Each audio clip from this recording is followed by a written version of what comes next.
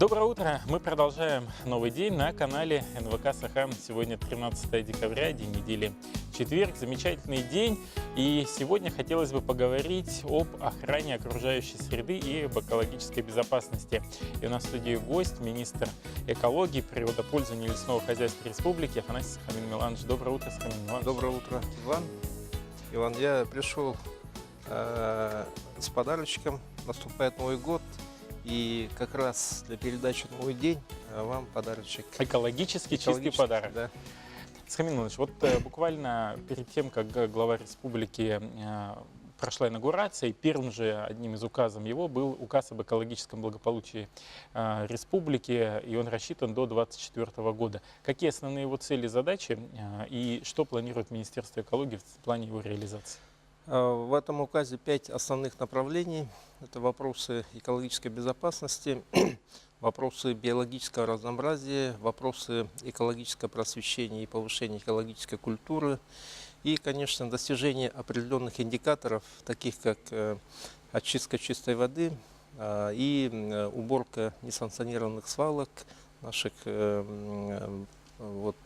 полигонов, которые тоже на учете не состоят. И вот весь этот комплекс работ в конечном итоге должен привести к улучшению экологической ситуации. Но указ об экологическом благополучии, он неразрывно будет связан наверняка с национальным проектом, связанным с экологией, который разрабатывается на федеральном уровне, и у нас в регионе тоже своя часть есть. Какое финансирование мы планируем получить за счет федеральных средств и на какие цели пойдут эти деньги? Да, действительно идет синхронизация указа главы Республики Саха-Якутия с национальным проектом по экологии, который начинает свою работу в соответствии с указом президента Российской Федерации Путиным Владимиром Владимировичем. Впервые Якутия в этом году отработала с федеральными министерствами и получила финансирование за счет федерального бюджета в размере 2 миллиардов 900 миллионов, почти 3 миллиарда рублей.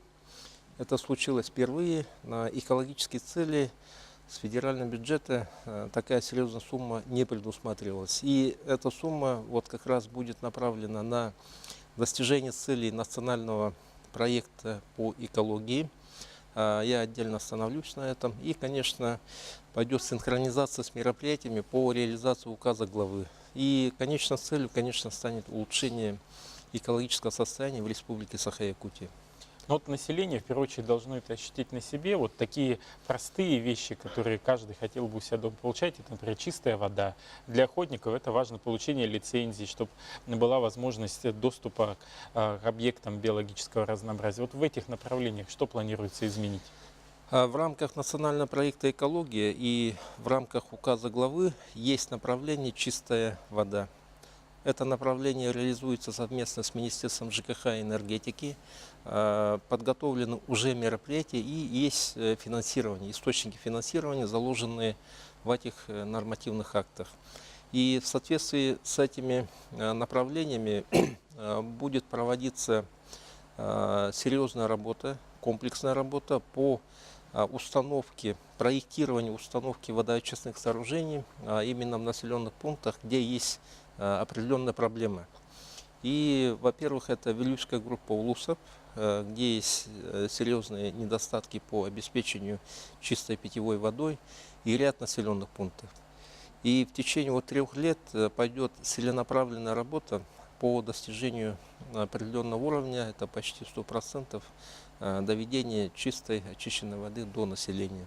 А вот по охоте, вот буквально в этом осенью был эксперимент по поводу того, чтобы получать в электронном виде. Это же тоже как-то взаимосвязано с цифровизацией, с экологией.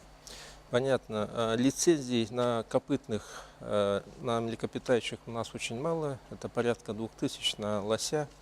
А количество охотников 90 тысяч. Конечно, не хватает этих лицензий. И мы начали уже уходить от устоявшихся правил выдачи лицензий.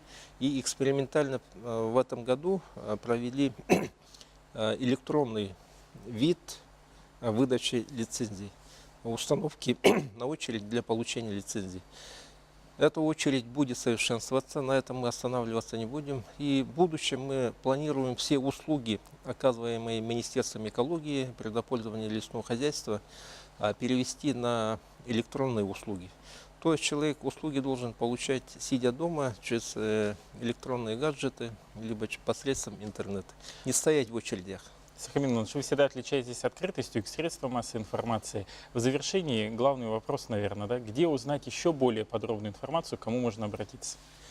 Есть сайт Министерства природы российский, есть сайт Министерства экологии, где размещается вся оперативная информация о тех событиях, которые происходят в природоохранной отрасли. Это и нормативная база, происшествия, ответ, ну и так далее.